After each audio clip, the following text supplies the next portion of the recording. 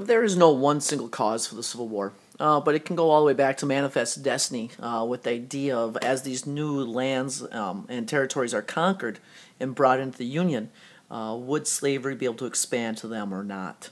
Another major cause would be the idea of states' rights. Do the states reign supreme to rule over their citizens, or were we going to have a strong federal government that could legislate slavery, take away personal property, and kind of just increase the size of government? But needless to say, slavery did play a big part of it. It was the basis of the economic boom in the South, as 60% of the exports in the United States was cotton, which used slave labor to help harvest it.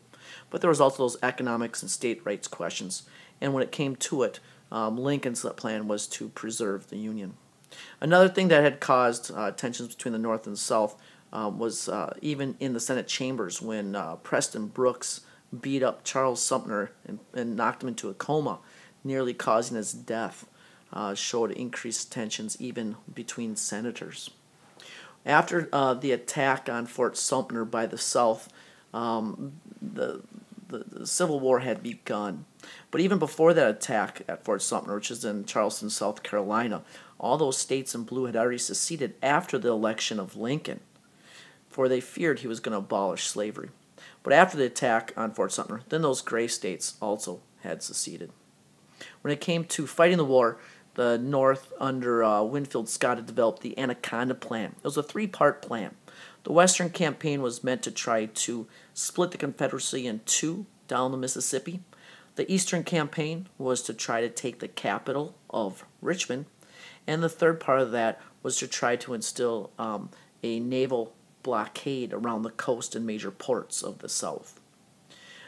Civil War is a kind of modern war, as new artillery and shells were used, but also though it's the first time in world history that ironclad boats were used to fight one another. The North had the Monitor. It was described as a can of tuna on a shingle.